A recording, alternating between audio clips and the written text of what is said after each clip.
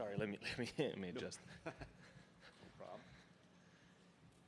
All right, welcome back to the 106th PGA Championship at Valhalla Golf Club, where Jon Rahm is joining us. Jon, welcome to your 8th PGA Championship. What are your impressions of the golf course so far? God, it's my 8th already. Very good. I was playing the front nine today when we got called for weather, so I haven't fully seen the front nine. But so far, great golf course. You get an idea of how a course may look like on TV, and it's it's just as good, if not better, than what I saw on TV, right? Obviously, I know they've added a few tees, changed the grass in the fairways, but it's in incredible shape. Hopefully, we don't get too much water today and tomorrow, and it can stay like this. But it obviously presents a challenge. There's been low scores in the past, and I can see it, because if you drive it well, you can give yourself chances, but it's definitely an enjoyable course out there in the test. That's great. Thanks, Jon. We'll open it up for questions, going at Mike 14, 13, and 11. Hey, Jon. I'm wondering sorry, can you hear me here? Yeah, I can hear you. New employer, I'm wondering what has changed about coming to the majors now that you have one under your belt? Sorry, what? What has changed about coming to the majors now that you have a major under a new employer under your belt? Sorry, I'm not sure I understand what you're asking. I'm curious. I guess I'm curious to ask you, like, what is different about coming to a major now that you are working for a new employer? Well, it doesn't really feel different. Obviously, the schedule has been a little bit different to what we've played in the past, but at the end of the day, this shouldn't really be a difference, right? This is a lot of what we play for, right? Is these tournaments and getting it done. So it's besides the tournaments I've played and the different venues and the different flow to the schedule, there really isn't any other difference in that sense. Does it mess with your life schedule a little bit that you've just had a very different travel schedule this year than what you're used to? I mean, not with my life, no. It changes a little bit, yeah. I mean, I don't think it was. It's been up until this point maybe a little bit less golf than what I've been used to in the past coming to this point in the schedule, but from now on it'll be very similar, right? So a couple longer flights, but besides that, it's pretty much the same. Jon, as a golf pro who's a dad, what advice would you give for Scotty Scheffler? Oh, well, I think we're all very different as parents, right? So, I mean, so early on, the one thing I learned this early on is that parents are very useless when it comes to the survival of the child, because they don't depend on us for anything besides, maybe rocking them to sleep and changing a diaper. That's about it, because for everything else, mom is the one that they need. But I would just say, obviously on the golf course, do what you need to do, and at home is, at this point, support your wife as much as possible, right? You obviously have to pick your moments, right? You probably want to get some night's sleep when you come back home and recover, but she probably needs a lot more rest than you do. So I would say take a few of those sleepless nights for her, and it's also some of the best memories you're ever going to have. So try to enjoy it as much as possible. Hey, Jon, how's it going? You were a little surprised to see how many PGA Championships it has been for you. Now that you're a veteran here, you've been around the block. I'm curious how your major championship preparation has evolved and changed over the years. Well, it's more the fact that I still consider myself quite young. So to think that I've already played 8 is crazy. I think the preparation changes, obviously, quite a bit, because early on you don't know quite what to expect. It's brand new. The majors obviously are an upscale to any other event you play. So I think in my case it was controlling how much I wanted to do, right? Like I wanted to come out here and expend extra hours practicing, extra hours doing this, and maybe even sometimes changing things that you didn't need to change, right? Took me a little bit to realize that maybe the week before I need to get the work done at home, and then this week just enjoy it and feel like I'm prepared to play the tournament. There's also, I believe, a before and after. Once you've won a major, going to the next major, knowing that you maybe don't have the chip on your shoulder of not having one, right? So, but I think in my case at least was almost dialing back how much I wanted to do on those weeks. 8, then 7. John, so I was curious. This is the largest corporate build when it comes to all the hospitality suites around the greens. As a golfer, does that affect you, like in terms of like ball placement or just seeing things when you have all these white tints everywhere? Does that you have to make adjustments on the course when there's all these people hanging out in spots that normally maybe wouldn't you wouldn't have people on a smaller build of suites? I think in some cases it helps. If there's a hole where it's a little bit ambiguous what you see off the tee, it can give you some clarity. Let's an example be St. Andrews. All these builds can help you where to hit it off the tee when any other day you just have no idea where you're going, right? So it can help you focus in on a couple different spots.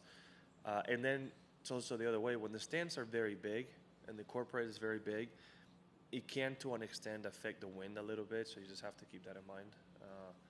I think it was Phil who said, and I'm going to trust him on this, I don't know if it was just what he was saying about it, was about his 18th shot, second shot on 18 at Muirfield, when he said he hit this perfect shot with the wind left to right, but the ball didn't move the last few extra yards towards the pin because he forgot to account the grandstands that were there on the fairway. And if you've seen those grandstands, they're pretty big. So the ball doesn't get affected by it up until it's past or at least above those grandstands, which can actually be about 50% of the flight. So it can affect it. I mean, we're talking about an extreme case and in that sense, but it can definitely affect it a little bit. And sometimes, yeah, I mean, if the pin matches the color of the stands, it's hard because you can't see it. And it happens in a couple holes usually. Phoenix Open on 10 has happened a few times where with all the crowd behind sitting on the hill, the colors of the pin and the colors of the crowd is very difficult to differentiate one another. But it happens so often, not only this week, it happens quite a bit. Gotcha. And you said this is your first time in Louisville? First playing? time, yeah. What would you say that Valhalla is like? What course does Valhalla remind you of? It's your first time playing it. I haven't thought about that yet. It's hard because there's a difference between the front nine and the back nine. So when I was going down 10, 11, I did get a similar feel to a Medina in some cases, right? You get the big trees. It's a big property, right? In a little bit, also kind of like last year, right? I mean, it's just more because of the size of the property and the trees and the way the golf course may play. But it's not always an exact comparison. But Medina is the one that came to mind first. Thank you. John, just to follow up on your prep work, did you do anything different coming into this week versus Augusta? Obviously, you had a week off coming into this week versus the Masters. Back to raining.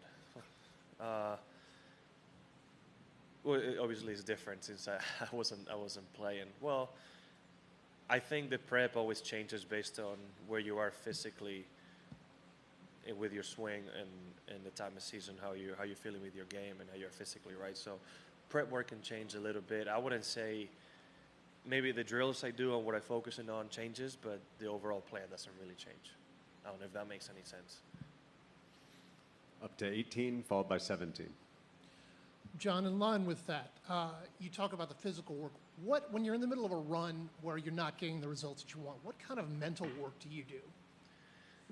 Well, it's tough because it is in a sport where it can happen. I think you need to assess what you've been doing, right, and what stage you're in on the work you're putting in. Like, it could be that you're playing good golf and simply it's just maybe one shot around or one certain moment around, whereas maybe taking you from having a great result to what you might consider not as great a result. In that sense, maybe you just need to trust the process, right? Sometimes you just get a bad bounce and it is what it is, and you have to keep fighting through it. There's also been times in my career where I would say maybe I wasn't hitting it my best, but things just seem to go your way, and you carry that confidence on for a few months and got a lot of great results, right? So it's hard to say. And then if you're not playing good, if you're not swinging it good, then at that point, you maybe need to assess, do I need to change anything technically? What's going on, right? It could be so many different ways to feel like you're on a roadblock that it's hard to exactly pinpoint one of them. Hey, John, and as the rain comes down here, I'm curious, how much of an advantage do you think longer players like you will have this week at such a big ballpark like this? How much of an advantage will it be off the tee for you guys when it's going to be these wet and softer conditions? Well, listen, hitting it further is always an advantage, right? There's a reason why almost generationally the longest of one of the longest players has been the best, right? Jack was the longest, Tiger was the longest, Greg Norman was the longest, Rory, Dustin, they've been the longest, right? So there's no surprise there, right? Even Seve at his time was the longest. I think the one that I can remember that maybe wasn't, the two that I can remember are Ben Hogan and Nick Faldo, that I can remember quickly. I don't mean to insult anybody, right? Maybe David Duval wasn't the longest, but I don't believe he was short either. So it's always going to be an advantage. It's as simple as that. It requires maybe a little bit less precision in certain moments, and just the ability to have a shorter club in anywhere is just, that's it. I mean, it's always going to make it a little easier. I don't think there's any sport in which more power is detrimental, right? So it's just obviously controlling it and using it properly. And then to follow up on that, I know the weather's been pretty nice for live events so far this year. Have you had much practice in inclement weather so far this year, and how do you think your game's going to shape up with conditions like this? Well, grew up in northern Spain, where I think I saw more days than sun, so I feel like I have plenty of experience in that area. Go next to 9, 1, 15, and 12. Hey, John, I think you might have answered this, but you're talking about trying to pinpoint the issues with your game, fight through it. Have you narrowed down the possibilities of what's going on with your game? Like, do you feel like you're closer right now? I mean, I don't think my game is in any sort of issues. I didn't play good at Augusta, but so far I haven't missed the top 10. So I know it's smaller fields, but I've been playing good golf. It's just the one major that I've played clearly wasn't great. Have I played my best golf? No. But I do feel the last few weeks, especially coming off Singapore, I felt, made a couple tweaks that you wouldn't be able to tell. It's just very minor things. Like, it could be ball position, small things that have been made my game be consistently much better, even when I'm home, and in general just feel more like the norm, right? A little normal. So I never felt like I was far off. And when I say I'm not playing my best, just hadn't had my A game for a week yet. But I've been close to my A game and B plus multiple times. So yeah, I'm comfortable having played this year. Thanks. 1. John, hi. A Ryder Cup question, if you don't mind. The DP World Tour recently clarified that any suspensions you can serve while still playing on Live Golf. So it sort of clears the way to play as long as you pay any fines and play 4 events. Just wanted to clarify with you, are you always aware of this? And have you plotted away the tournaments you can play, the 4 tournaments, so you can be eligible? So yeah, I just need to look into it. Obviously, I've wanted to play in Spain. I'll need to talk to them about how we can figure it out so I can play some events. Obviously, Kelly's due date would affect what tournaments I can and cannot play. So I think I'm kind of waiting on that a little bit to then be able to form a schedule. It does come to a point where I might need to play 4 events late in the year, but that's can't really get in the way of life in that sense, right? Literally. I mean, it's our 3rd child, so I wouldn't miss that for the world. And if I have to play a little bit more in the fall, I will. But based on that, I can't really tell you yet what I'll be playing. I don't know. There's some tournaments I would like to play, but we'll see if I can or not. Just confirm you'll do everything you can to get into that Ryder Cup team. You'll pay the fines. I said I will do whatever I can to be on the Ryder Cup team, and I made that commitment to Luke, and I want to be able to be a part of it. So again, the schedule is going to be the hardest thing in that regard. John, just a little bit about your character and your personality. I remember at the DP World Tour Championship, you waited for Nikolai to figure out whether he won or not to congratulate him. Why was that important for you to wait in the scorer's tent to congratulate him? Well, I was going to wait till later on. It was actually I believe it was Thomas Bjorn, I think, who told me that I could go out there to him.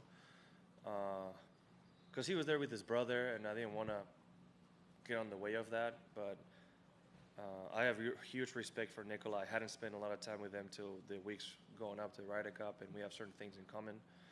And when you share the stage with somebody, you create a bond that is going to last a lifetime, right? And you know, he's an incredible young man with such discipline and talent, and he definitely made an impression on me. It was a very enjoyable round of golf, and on that 18th hole, before I luckily made that putt to tie the match, he just gave me a little nugget, little sentence that's almost giving me chills thinking about it, right? I mean, we're walking up, and he has a birdie putt, and we know we're gonna probably need an eagle, and he looks at me, it's like, do what Seve would do, right? And I don't know if it's what Seve would have done or not, but the putt goes in, and afterwards when we were celebrating, he tells me, I told you. And when, we had such a moment, and we spent quite a bit of time in the Ryder Cup that,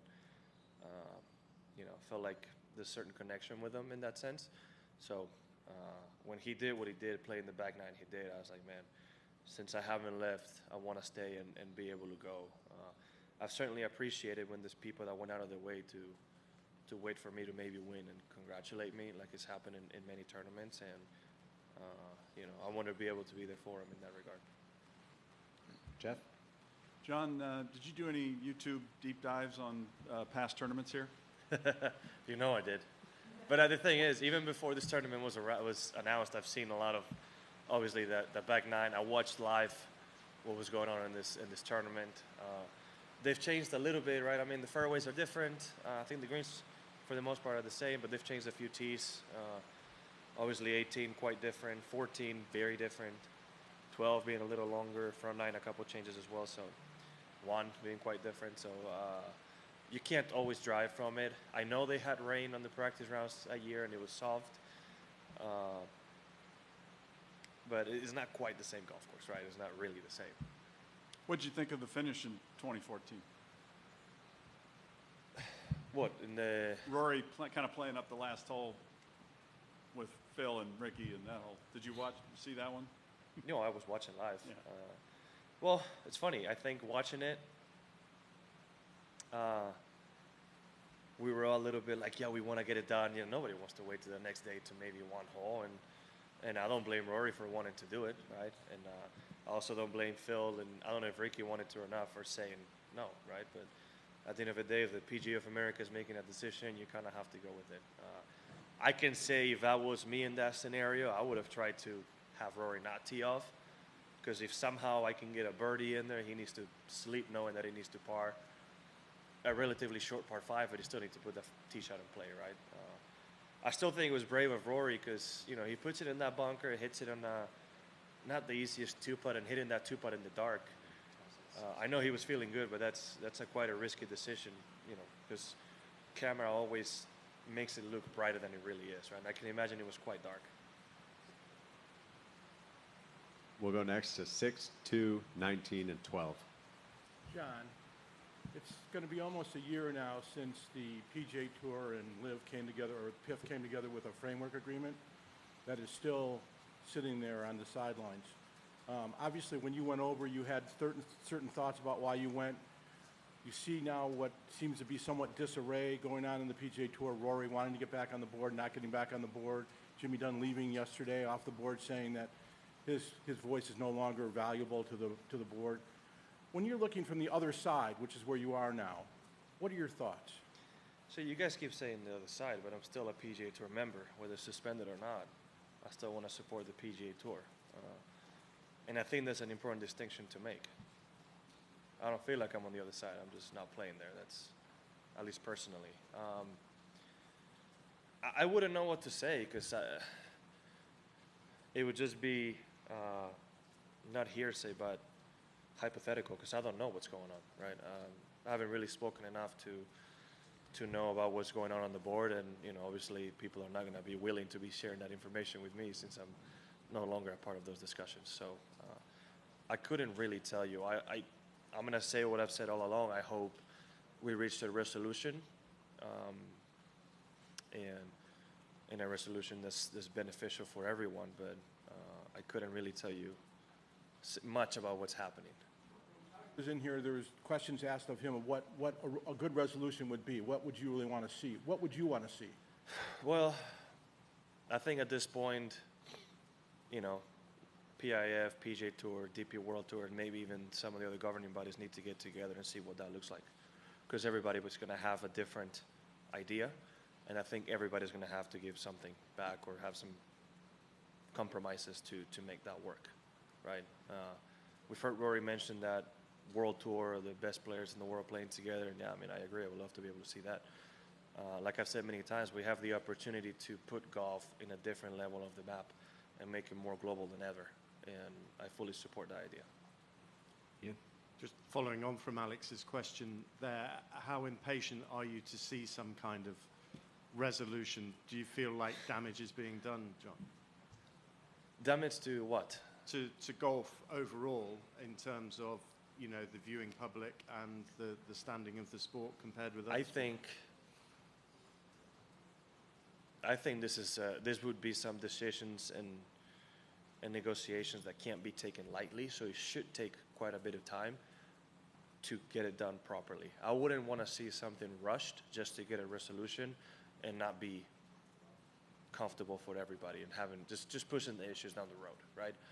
So since I don't know what's going on behind closed doors, I really can't tell you, but I think they should take their time to make this work properly. And I don't know if that takes 1, 2, 3, 5, 6 years. I don't know what that might be like, but I don't feel like I'm on any rush to make something happen today, right? I think we have a position to set up golf in a very positive way for decades to come, and you need the people that do this for a living that are far smarter than I am to get together, to come together, to be able to make it work. We're finishing up with 19, 12, and then down here with Juan. What were your initial reactions when Jimmy Dunn resigned? And then why is it so important to you to distinguish that you're still a PGA Tour member but suspended? Well, I did not know until I was having breakfast this morning. I saw it on TV. I had no idea. And Jimmy's been great to me and my family, so I just wish him nothing but the best. I haven't really spoken to him, so I don't know what's going on. And I think it's important because I'm a PGA Tour member. And again, like I've said, however I can, I would like to support it, right? So even though I'm playing full-time on Live Golf, like I've said many times, had I been allowed, I would have played some events earlier in the year. And if allowed in the future and not conflicting with my schedule, I would play in the future. That's why I think it's important. The PGA Tour has given me so much and has given me this platform and the opportunity that I'm not going to really turn to the side and throw it away and go against them, because I'm not going against them.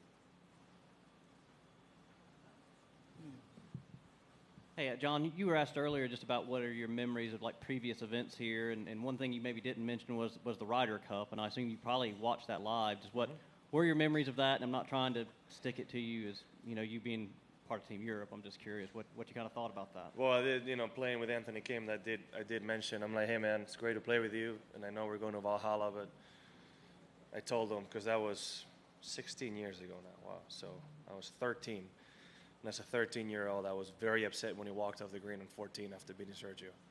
I was like, man, that's not fair, he's such a, you know what, and we laughed about it. I made him feel pretty old, but it was funny to talk about the Ryder Cup in that sense. And I think that the very next thing that I think about right there is Bo Weekley, just walking off the tee, doing his thing. Maybe not the two best memories, but having a few Spanish guys. I know Miguel Angel was there. You think of Hunter Mahan's putt on 17. There's just a few moments, right? I mean, the U.S. team played great that week, and they got it done, but there's just a few things that I can remember that just highlights in that sense, right? And yeah, Anthony Kim walking off the tee is the first thing that comes to mind, as a Spaniard, obviously.